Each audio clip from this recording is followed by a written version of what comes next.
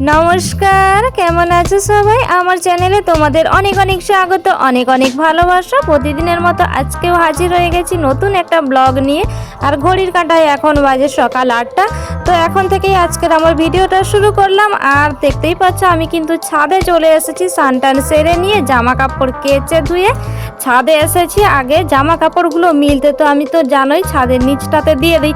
আর এখন যেহেতু বৃষ্টি হচ্ছে আর নিচটা ছাদটা তো ধোয়া একেবারে পরিষ্কার থাকে, তো তবুও আমি একটু ঝাড় দিয়ে দিলাম।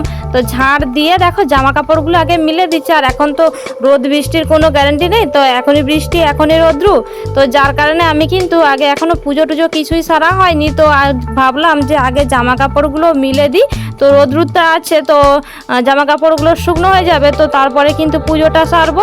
তো যার কারণে দেখো আমি জামা কাপড়গুলোই মিলে দিচ্ছি। আর চলো বন্ধুরা, তোমরা পুরো ভিডিওটা একটু স্কিপ করো না, দেখতে থাকো, আমার সঙ্গে থাকো। আর প্রতিদিনের মতো একটাই কথা বলি, আর যে সকল পুরনো বন্ধুরা আমার সাথে প্রতিদিন আছো তোমাদের জানাই অসংখ্য ধন্যবাদ ও ভালোবাসা। আর যে সকল নতুন বন্ধুরা এই মুহূর্তে আমার ভিডিওটা দেখছো, তো একটা করে সাবস্ক্রাইব করে আমার পাশে থেকো তো বন্ধু হয়ে। তো অবশ্যই তোমাদের যদি চ্যানেল থেকে থাকে তোমরা অবশ্যই সুন্দর করে একটা কমেন্ট করে যেও, যাতে আমি তোমাদের পরিবারে গিয়ে তোমাদের বন্ধু করে আসতে পারি। তো চলো দেখো, এদিকে কিন্তু তোমাদের সাথে গল্প করতে করতে আমার সমস্ত জামা কাপড়গুলো মেলা হয়ে গেছে।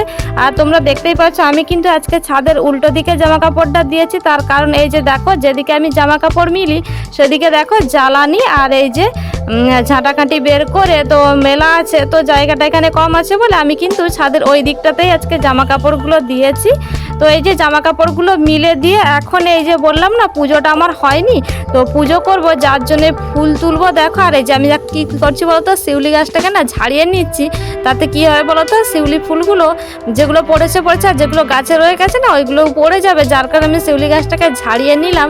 তো ফুলগুলো কিন্তু পড়ে গিয়েছে বেশ সুন্দরভাবে, আর আমি কিন্তু ওখান থেকেই ফুলগুলোকে কুড়িয়ে নেব। আর শিউলি গাছটাতে না এই সবে সবে শিউলি ফুল ফুটতে লেগেছে, তবে খুব বেশি একটা ফোটে না, তবে যা ফোটে তাতে দিয়ে কিন্তু বেশ হয়ে যায়। তো এই যে আমি কিন্তু শিউলি ফুলগুলোকে গাছটাকে ঝাড়িয়ে নিয়ে তো শিউলি ফুলগুলোই কিন্তু কুড়িয়ে নিচ্ছি। আর শিউলি ফুল তো দেখতে কতটা সুন্দর লাগে বলো তো বন্ধুরা। তো চলো আমি কিন্তু ফুল টুল তুলে নিয়ে তারপরে ওপরে যাব, পুজো করব। তো চলো তোমরা সারাদিনটার সঙ্গে থাকো, দেখতে থাকো। আর প্রতিদিন তো এখন চেষ্টা করি যে আমার ব্লগ ভিডিওর সাথে সাথে আমি যে বাড়িতে রান্না বান্নাগুলো করে থাকি তোমাদের সাথে শেয়ার করা, তো আজকেও কিন্তু অবশ্যই শেয়ার করব। তো তোমরা কিন্তু দেখতে থাকো। তো দেখো বন্ধুরা, পুজো টুজো সেরে নিয়ে আমি কিন্তু চলে এসেছি রান্নাঘরে। তো এই যে সুচনির শাক, তো শাকটা নিয়েছি, তো ওটা তোমাদের দেখানো হয়নি।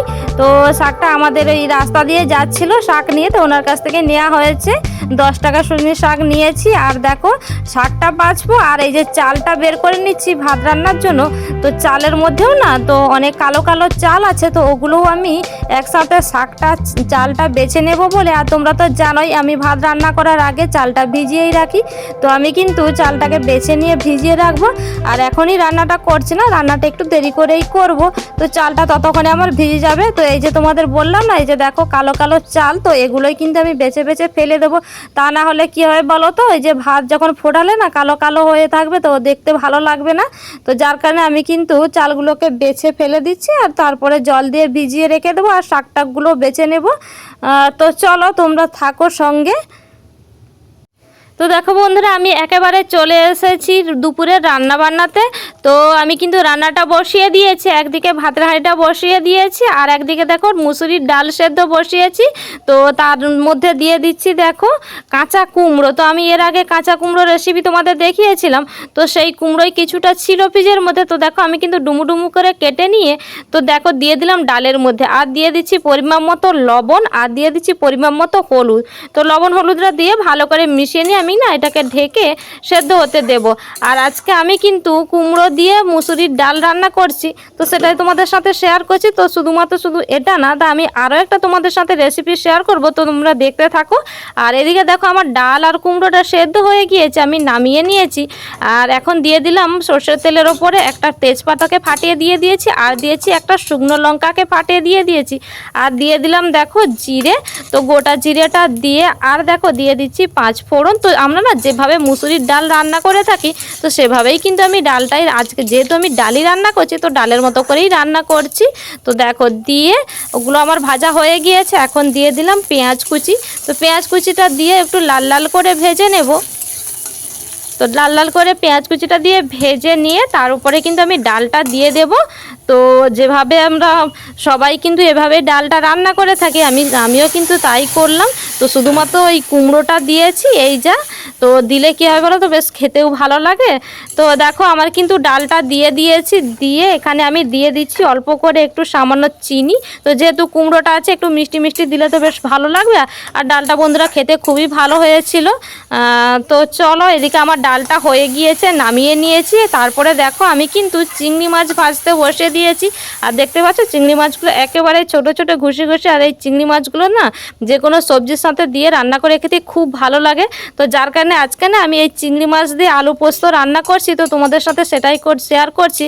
আর আলু পোস্তটা আমি না কোনো রকমের পোস্ত না বেটেই রান্না করছি। তো দেখো দিয়ে দিয়েছি সর্ষের তেল, তারপরে দিয়ে দিয়েছি একটা শুকনো লঙ্কা, আর দিয়ে দিলাম সাদা জিরে। তো এটা না কালো জিরে নেই, তো সাদা জিরেটাই দিয়েছি। আর দেখো দিয়ে এখানে দিয়ে দিলাম পেঁয়াজ কুচি। তো পেঁয়াজ কুচিটা একটু বেশি পরিমাণেই আমি দিয়েছি। তো পেঁয়াজ কুচিটা দিয়ে আমি কিন্তু সুন্দর করে একটু লাল লাল করে ভেজে নেব।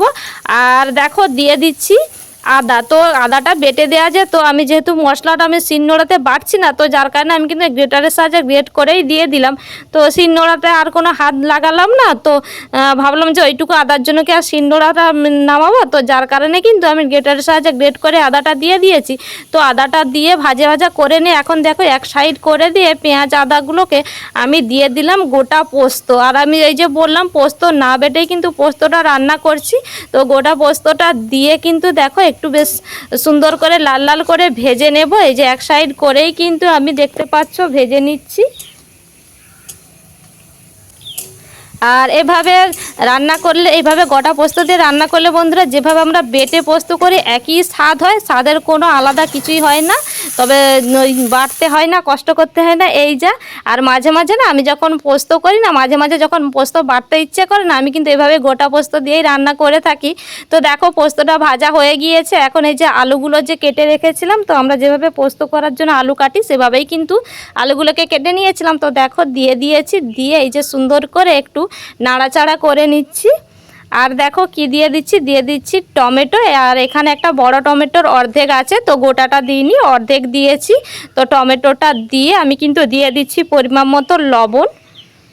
তো পরিমাণ মতো দেখো লবণটা দিয়ে ভালো করে আমি কিন্তু মিশিয়ে নিচ্ছি। তো আমি কিন্তু এখনই জলটা দেব না, যেভাবে আমরা পোস্ত বানিয়ে থাকি তো ওভাবেই কিন্তু আমি পোস্তটা বানাচ্ছি। তো দেখো এই যে আমি নাড়াচাড়া করে নিয়ে ঢাকা চাপাটা দিয়ে দিলাম। তো কিছুটা সময় দেখো ঢাকনাটা চাপা দিয়ে রেখেছিলাম, তারপরে খুলে নিয়ে আবারও দেখো নাড়াচাড়া করে নিচ্ছি। একটু ভালো করে আমি কিন্তু এখানেই ভাজা ভাজা করে নেব। তো তারপরে কিন্তু জলটা দেব, এখনই জলটা দিচ্ছি না। এই যে দেখো আমার কিন্তু বেশ সুন্দর করে আলুটা ভাজা ভাজা হয়ে গিয়েছে। এখন দিয়ে দিচ্ছি দেখো পরিমাণ মতো হলুদ। তো হলুদটা দিয়েও দেখো ভালো করে আমি কিন্তু আলুটার সাথে মিশিয়ে নিচ্ছি।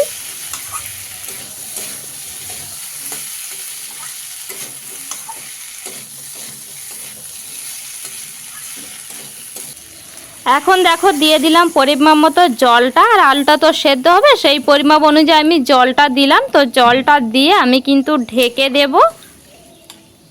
আর বন্ধুরা আমি যে এইভাবে গোটা পোস্ত দিয়ে পোস্তটা রান্না করছি না, তো যেভাবে আমরা কিন্তু বেটে পোস্ত রান্না করি তার এর স্বাদ কিন্তু একই হয়, স্বাদের কিন্তু কোনো এলোমেলো হয় না।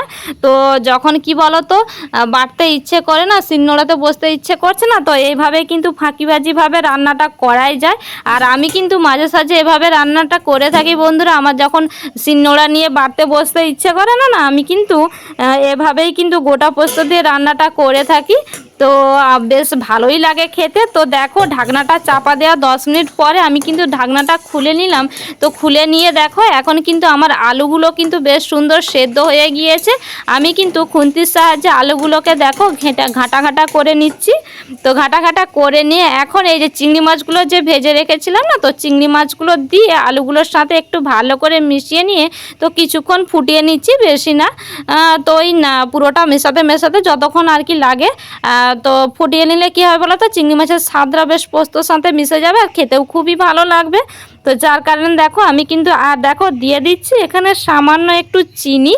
তো চিনিটা দিলে, পোস্ততে তো চিনি দিলে একটু খেতে ভালোই লাগে, তো যার কারণে আমি সামান্য চিনি দিলাম। চিনিটা দিয়ে ভালো করে আমি পোস্তর সাথে মিশিয়ে নিচ্ছি। আর আমার কিন্তু পোস্তটা একেবারে রেডি হয়ে গিয়েছে।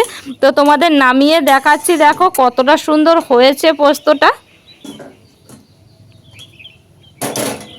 তো এই যে নামিয়ে নিলাম, নামিয়ে নিয়ে যে কড়াইয়ের মধ্যে যে লেগে আছে, তো আমি ওইটা খুন্তির সাহায্যে নিয়ে নিলাম। নিয়ে দেখো এই যে তোমাদের দেখাচ্ছি, দেখো কতটা সুন্দর হয়েছে, দেখতে পাচ্ছ পোস্তটা, কালারটাও কতটা সুন্দর এসেছে। তো চলো এক ঝলক তোমাদের দেখিয়ে দিই যে আজকে দুপুরে কি কি রান্না করেছে। আজকে করেছে যে সুজনি শাক ভাজা পেঁয়াজ লঙ্কা দিয়ে, আর হয়েছে চিংড়ি মাছ দিয়ে গোটা পোস্ত দিয়ে আলুর পোস্তটা, আর হয়েছে এই যে কুমড়ো দিয়ে মুসুরির ডাল। তো দুপুরের আজকে কিন্তু এগুলো দিয়েই খাওয়া দাওয়া হবে। তো তারপরে দেখো এইদিকে না তোমাদের দাদাভাই কাজে যে গিয়েছিল, তো আসার সময় দেখো 2 মেয়ের জন্য খাবার দাবার এনেছে। তো 2 মেয়ে বলতে দেখতেই পাচ্ছে আমার মেয়ে কিন্তু এই যে খেতে লেগে গেছে। আর আছে কিন্তু ওই যে আমাদের দুষ্টুর জন্য না সূর্যমুখীর দানা, তো ওই জন্যই আমি বললাম যে 2 মেয়ের জন্য খাবার এনেছে। তো ওর দানাটাও শেষ হয়ে গিয়েছিল, তো কিছুটা আছে, তো শেষ হতে যায়, তো যার কারণে কিন্তু ওর জন্য খাবারটা এনেছে। আর মেয়ের জন্যও দেখো খাবার দাবার এনেছে। মেয়ের তো একটা জিরিউ নিয়ে খাওয়া হয়েই গেল। তো চলো তারপরে দেখো একেবারে চলে এসেছি সন্ধেবেলায় বসিয়ে দিয়েছি চা। আর আমাদের তো আছেই যেন নেশা, 2 বেলার নেশা বলো অভ্যেস বলো যাই বলো না কেন, যে চাটা চাই। তো চাটা খাওয়ার পরে না এখন কটা বাজে জানো, এখন বাজে 9টা। তো আজকে না দুপুরবেলা একটু চান নিয়ে রেখেছিলাম বেশি করে, রাতে না জল ঢালা ভাত খাওয়া হবে বলে জল দিয়ে, তো যার কারণে কিন্তু জল দিয়ে ভাতটা খাওয়ার জন্য তো ভেজে নিচ্ছি আলু। আর এদিকে দেখো পেঁয়াজি, তো আমার কিন্তু আলু আর পেঁয়াজি ভাজাটা হয়ে গিয়েছে। তো এইগুলো দিয়েই কিন্তু রাতের খাবারটা খাবো। তো চলো বন্ধুরা, আজকের ভিডিওটা তোমাদের কেমন লাগলো, আমার রেসিপিগুলো তোমাদের কেমন লাগলো অবশ্যই কমেন্টে জানাতে ভুলে যেও না। তো চলো আজকের মতো বিদায় নিচ্ছি, তোমরা ভালো থেকো, সুস্থ থেকো, টাটা।